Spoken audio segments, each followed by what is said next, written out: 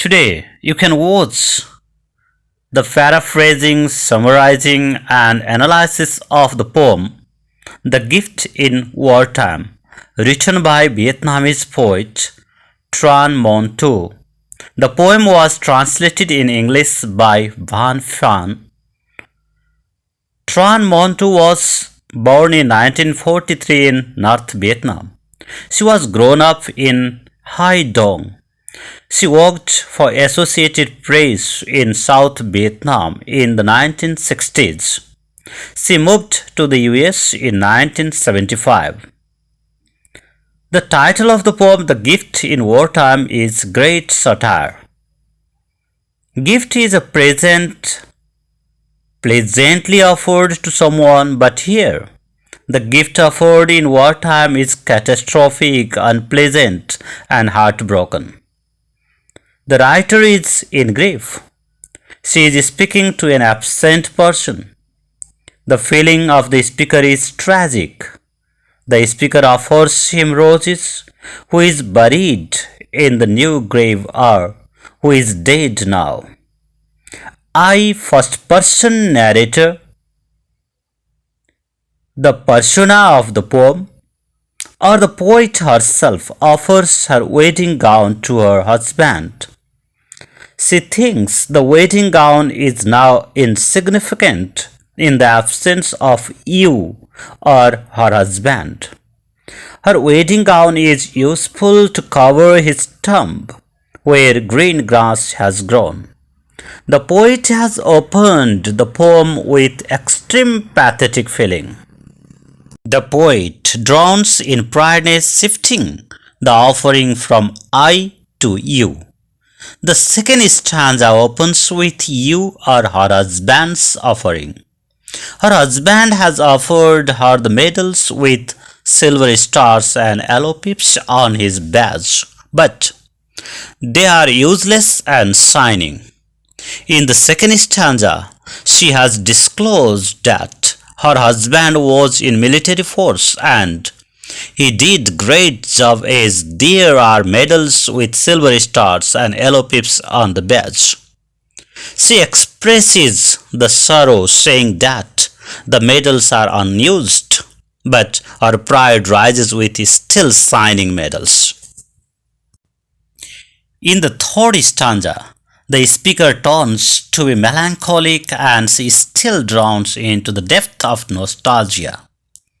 She recalls her youth that she offers to her husband. Those days are fresh in her memory and she is still in deep love. It is not only his death, it is also the death of her youth.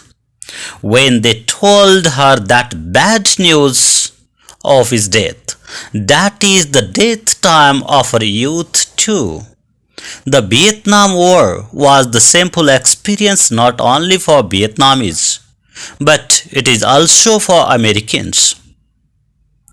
When there are no bees to enjoy the nectar, the flowers bloom aimlessly.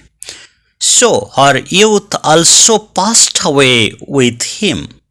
Death is the destruction and end of continuity. Her youth indeed, without any sign of creation. In the third stanza, offering is from her side. But in the fourth stanza, offering is from her husband's side. You or her husband gives her the smell of blood. War follows the hatredness and null peace follows the war flowing with a stream of blood.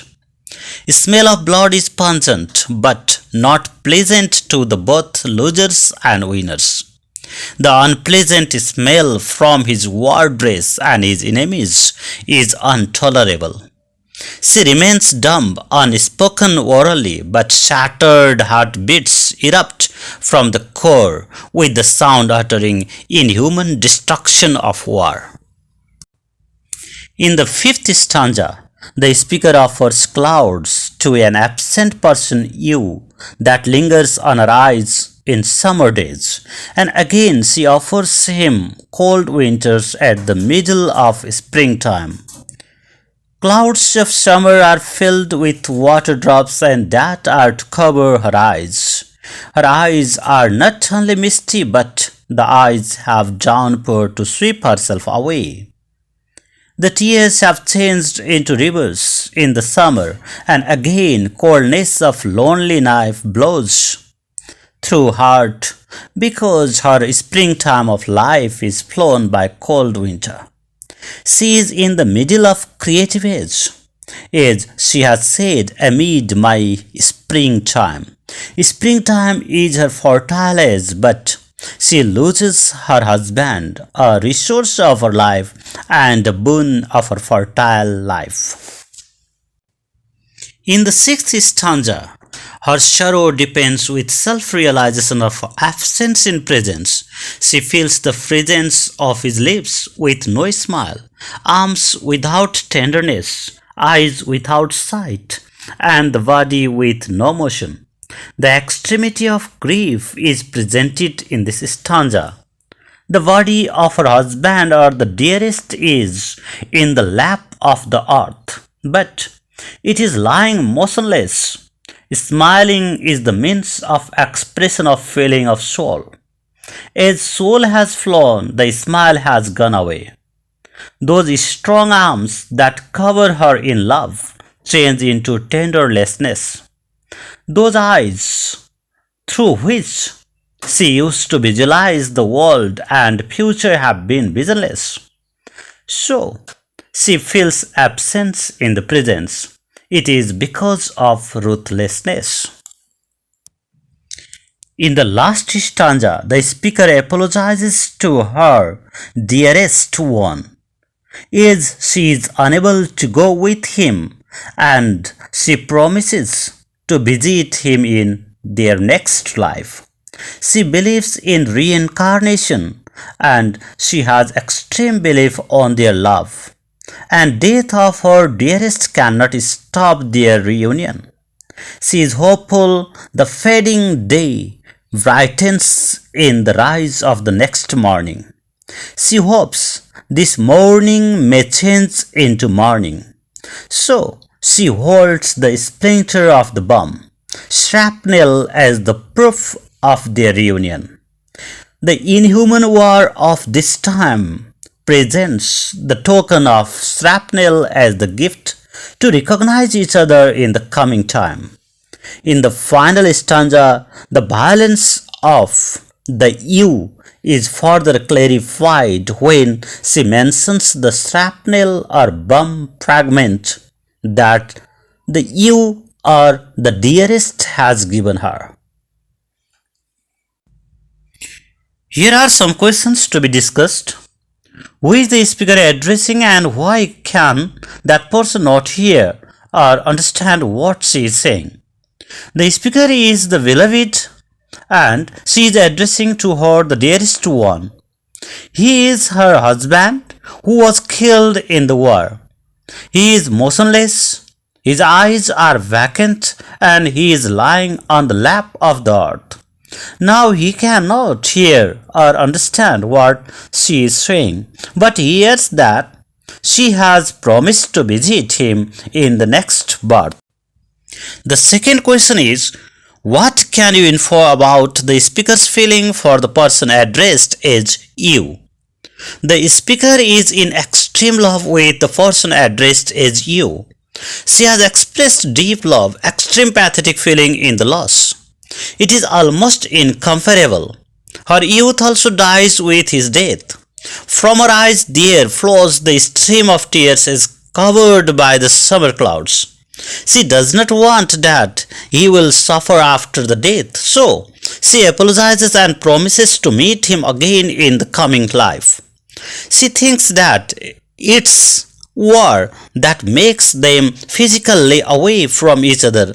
So she ironizes the war, it's destructive and inhuman. The third question is, what's the theme of the poem? Which figurative language is used in the poem?